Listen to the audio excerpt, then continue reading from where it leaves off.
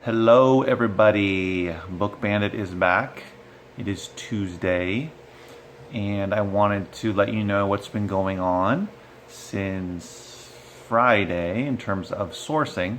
So Friday I went to a thrift store and I got about 23 items or so. Here's a quick little video to show you what I got. Ready, set, watch. So here's my haul from today. 23 items, I believe. Most of them books. I got 4 VHSs. Nothing. This one was kind of cool. There were a few copies. Not too many copies in general. So 23 is from one thrift store. Spent about 15 bucks. And the cool thing is they gave me a box that's going to be perfect to ship it. That was just a normal thrift run. That workbook I found, you saw that little vocabulary workbook. There were 2 others I found. One of them worth a lot more money. Unfortunately, they were all filled in, so I couldn't sell it. That one was not filled in. Sometimes that happens, unfortunately. You find a book and people have filled in the blanks, and that really sucks. It's kind of like finding a CD that is missing the CD or has a different CD in there, or it's supposed to have 2 and only has 1. That sort of thing. Or you look it up from the back and you flip it around and the front artwork is missing the booklet. So things like that happen frequently, not so much to make it too much of a pain in the butt or too big of an issue, but it does happen. So Friday was great. Went to the thrift store, got about 23 items and listed them all. But then Saturday I had an estate sale to go to. So no book sale, no other yard sales, anything like that. This was an estate sale I found online at estatesales.net, and it had a lot of photos, so it showed there were some books there. They didn't make a big deal about it in the description. They didn't say tons of books or come and see the book collection. They just said books, but they did have a few photos of the books, and it looks like there was a good amount. And then they also said they had 1,000 CDs, so I figured I might as well check it out. Went there pretty early on Saturday. Opened at 8. I probably got there around 8:40, 45. There are already a lot of people there in general. I want to show you a couple videos about it. Let me just say that the videos I'm going to show you were only of the second floor. The first floor, when you first walk in, there's a big bookshelf on the right, and you walk into the kitchen, and even before the kitchen, in the hallway, there's another bookshelf built into the wall. And then in the dining room area next to the kitchen, there's a table of books, and then there's another shelf behind it, and then you go in the kitchen, and there's all of these shelves of books. So there were at least, I went through at least 1,000 books or so there downstairs, maybe more. And when I went upstairs, I found this. So check out these 2 videos that show you what I spent a lot of time on upstairs sourcing at this location. Ready, set, watch.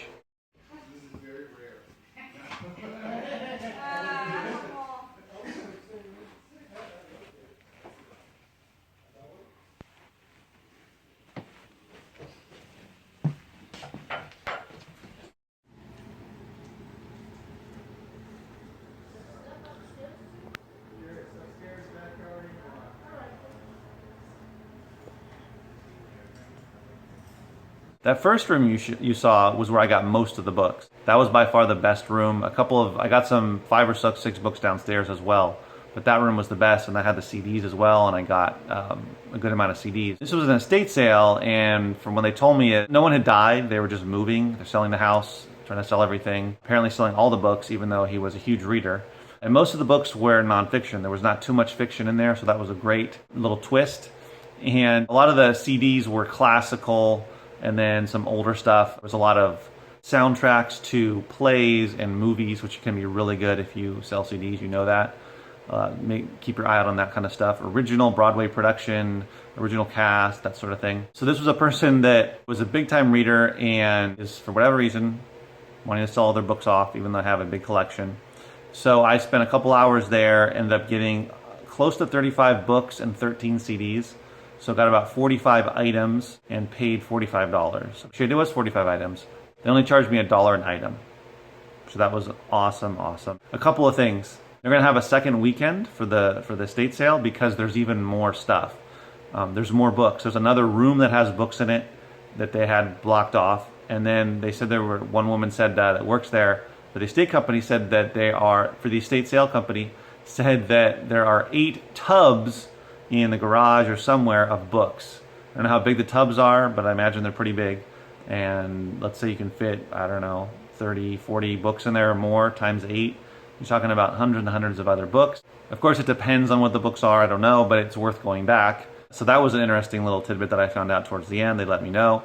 So I'll probably go back, assuming that I can. It was a nice haul. There were a couple other resellers there.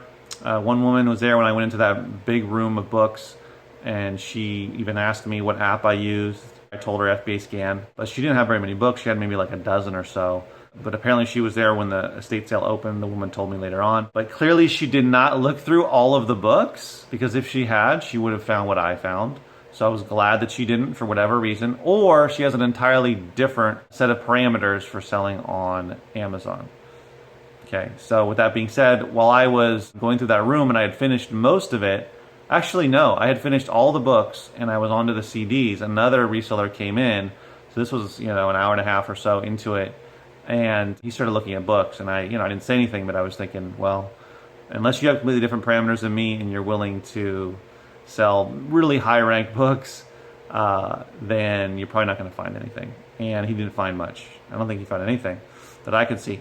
But then I went to the CDs, and I found some good stuff, 13 CDs, some really good, so some original plays, soundtracks for plays and movies, that sort of thing.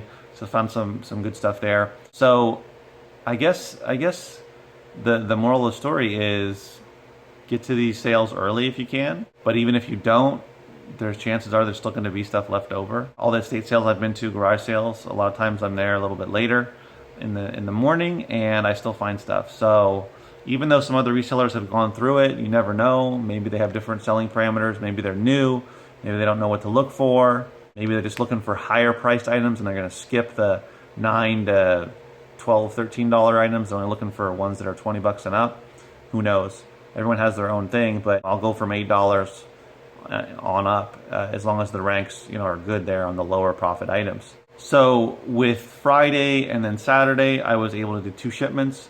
Able to do 49 items, which was pretty heavy, about 44 pounds, but it was in state, so it didn't cost that much. And then I did a second one for Monday, a smaller one, only 15 items, and that one was like $4 and change. So overall, I sent out 64 items. They all got to the warehouse today, this morning, Tuesday, and haven't been checked in yet, but hopefully they'll be checked in today or tomorrow at the latest. And now I'm working on the items that I got today, which I went to a thrift store, and it wasn't that much. It wasn't that great of a haul. It was only 15 items, books and CDs, but thankfully for the CDs, I was able to still get a good amount because the books were not that great. But I've been to the place about 3 weeks ago, so I wanted to go back and see if they had restocked, and they hadn't really restocked that much, just a little bit. So it just depends, some thrift stores restock quicker than others.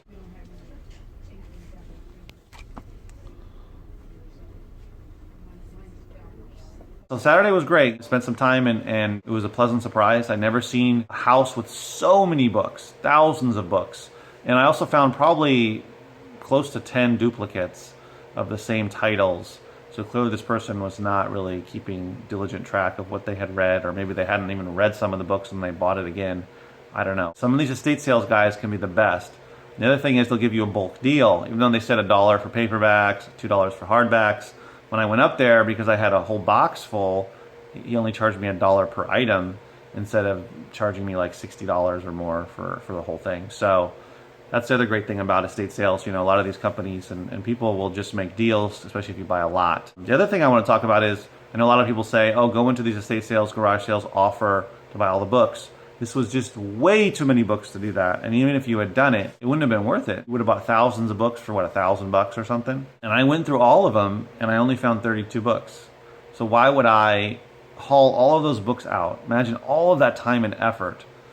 You spend all day doing that just to put it in your truck or whatever you're going to load it into, and then have to drive it back to your house or wherever, storage unit, and then go through everything, and then have to dispose of all of those books, doing all of that labor. It doesn't make sense to me. I'd rather sit there and go methodically through the books. Also, I don't scan every book. I only grab the ones that I feel, based upon my experience, are worth scanning, and I look those up. So I might only look up like 20% of the books. maybe even less. It just depends on how good the books are. So for me personally, I prefer to go the cherry picking route unless a person has lots and lots of great books, depending on the situation, right? If they're just looking to get rid of them and you take a look and you say, wow, these are really good books, higher prices, good ranks, they're going to sell for good money pretty quickly, then maybe it's worth it to make a deal. If they have, let's say, a couple hundred books, you say, oh, well, take them all off your hands right now. You don't have to deal with getting rid of the ones that don't sell. Okay, but for thousands and thousands of books that I came across this weekend, it's just not worth it. I'd rather just go through and find the good ones. Hopefully your sourcing is going well. We are almost into September, so we're at the tail end here of back to school. It should be another week or so of it, and then it'll taper off and go back to normal sales. But keep plugging away with Shipments, because regardless of what time of the year it is, you gotta just keep being consistent. And as always, remember, keep booking.